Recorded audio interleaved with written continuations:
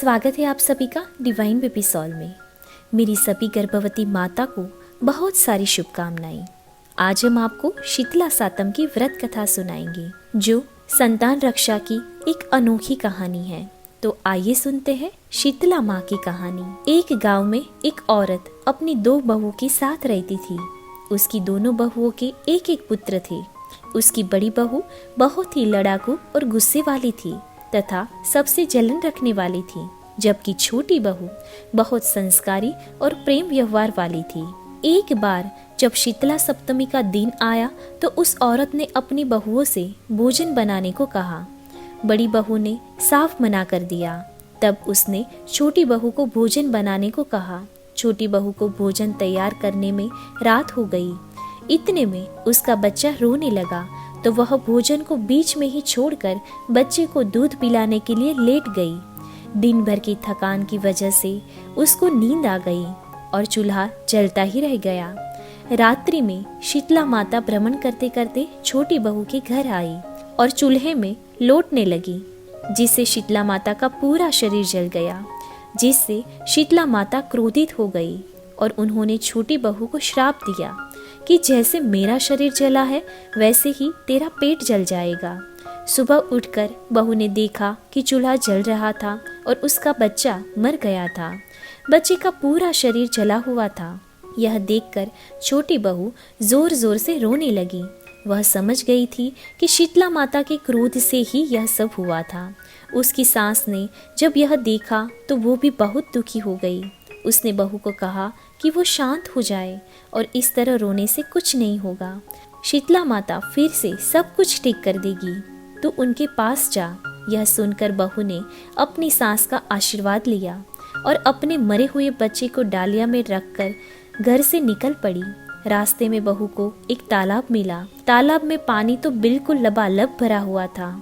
एक तालाब से दूसरे तालाब में समाता रहता था, परंतु कोई भी पशु पक्षी जीव जंतु इसका पानी नहीं पीता था। गलती से भी कोई उसका पानी पी लेता था तो उसकी मृत्यु हो जाती थी। छोटी बहू को वहां से जाते देखकर दोनों तालाबों ने कहा कि तुम कहाँ जा रही हो। तब छोटी बहू ने बताया कि शीतला माता ने मुझे श्राप दिया है, मैं उनसे क्षमा मांगने के लिए जा रही हूँ। तब दोनों तालाबों ने कहा कि बहन, हमारे तालाब का पानी कोई नहीं पी रहा है और अगर कोई भी पी लेता है तो उनकी तुरंत ही मृत्यु हो जाती है। हमने कौन से पाप किया है, कृपया इसका निवारण भी तुम शीतला माता से पूछ लेना। छोटी बहू ने कहा कि मैं ज़रूर पूछ लूँगी। छोटी बहू जब और आगे गई तो उसे 2 सांड मिले, जिनके गले में पांट बंधी हुई मिली। ये दोनों हमेशा आपस में लड़ते रहते थे। छोटी बहू को देखकर दोनों ने पूछा कि बहन, तुम कहाँ जा रही हो? तो उसने कहा, मैं शीतला माता के पास अपने श्राप का निवारण पूछने जा रही हूँ। तब दोनों सांड बोले कि बहन, हम हमेशा आपस में लड़ते रहते हैं। अगर आपको शीतला माता मिल जाए तो कृपया उनसे हमारे पाप का निवारण भी पूछ लेना। छोटी बहू ने कहा कि मैं आपके पाप का निवारण भी ज़रूर पूछ लूँगी। आगे जाने पर एक बुढ़िया एक बैर की झाड़ के नीचे अपने बिखरे बालों को दोनों हाथों से खुजला रही थी। उसने छोटी बहू को देखते ही कहा कि इधर आ, कहाँ जा रही है तू और इस टोकरे में क्या है? छोटी बहू ने बुढ़िया को अपने सारे दुख कह दिए, परंतु बुढ़िया ने उसकी बात पर ध्यान नहीं दिया और अपने स्वार्थ की बात करते हुए कहा, अरे बेटी, जरा मेरा सर देख दे, मेरे सर में बहुत जुएं हैं। बहू ने बुढ़िया की गोद में अपने मरे हुए बच्चे को दे दिया और बुढ़िया के सर से जुएं निकालने लगी। बुढ़िया के सर से जब सारी जुएं निकल गई तो उसकी खुजली मिट गई, तो उसको सर में ठंडक मिल गई। तो उसने बहू को आशीर्वाद दिया कि जैसे मेरा सर ठंडा हो गया है वैसे ही तेरा पेट भी ठंडा हो जाए। उसी समय शीतला माता की कृपा से एक चमत्कार हुआ। बुढ़िया की गोद में पड़ा हुआ बच्चा जीवित हो गया कि वो बुढ़िया शीतला माता ही है। छोटी बहू उनसे पैरों में गिरकर क्षमा मांगने लगी। फिर छोटी बहू ने दोनों तालाबों के पाप का निवारण पूछा तो शीतला माता ने कहा, पूर्व जन्म में दोनों सौतन थे और दोनों आपस में लड़ा लड़ी करती ही रहती थी। उन दोनों ने कभी किसी की मदद नहीं की थी। अब तो उन दोनों तालाबों का पानी पी लेना, जिससे उनके पापों का निवारण हो जाएगा।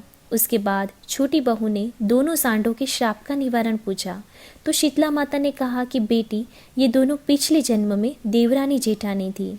दोनों आपस में बहुत लड़ाई किया करती थी, इसलिए उन्हें इस जन्म में सांड का जन्म मिला है। तू उनके गले से घंटी के पाड़ खोल देना, जिससे उनके पापों का नाश हो जाएगा और दोनों मिलजुल कर रहने लगेगी। छोटी बहू सबके पापों का निवारण पूछकर खुशी खुशी वापस लौट आई। रास्ते में उसे दोनों सांड मिले। बहू ने उनके गले से घंटी के पार्ट को खोल दिया और उनका जगड़ना बंद हो गया। वहाँ से आगे जाने पर उसे दोनों तालाब मिले तो छोटी बहू ने दोनों तालाबों का पानी पी लिया, जिससे उनका पानी अमृत के समान मीठा हो गया। फिर छोटी बहू बच्चे को लेकर अपने घर आ गई। उसके बच्चे को जीवित देखकर सास बहुत ही खुश हो गई, परंतु जेठानी ने अपना मुंह बना लिया। अंदर आकर छोटी बहू ने देखा कि उसका घर अन्न धन से भरा हुआ है। जब जेठानी को ये सब पता चला तो उसने सोचा कि अगले साल मैं भी देवरानी के जैसा ही करूंगी। उसने सब कुछ उसी प्रकार से किया जैसे देवरानी से गलती से हो गया था। शीतला माता से श्राप मिलने के बाद वह जब बच्चे को लेकर निकली तो रास्ते में उसे यही 2 तालाब मिले। उन्होंने जब उनसे पूछा कि कहाँ जा रही हो तो उसने कहा, तुमसे क्या मतलब। आगे जाने पर दोनों सांड मिले। उन्होंने पूछा कि बहन कहाँ जा रही है तो उसने कहा, दिखती नहीं है, मेरा बच्चा मर गया है, मैं शीतला माता के पास उन्हें जीवित कराने के लिए जा रही हूँ। सांडों ने कहा कि हमारा भी एक काम कर देना, पर जेठानी ने मना कर दिया। आगे जाने पर उसे बुढ़िया मिली। बुढ़िया ने उससे कहा कि बेटी, तू मेरे सर से जुएं निकाल दे।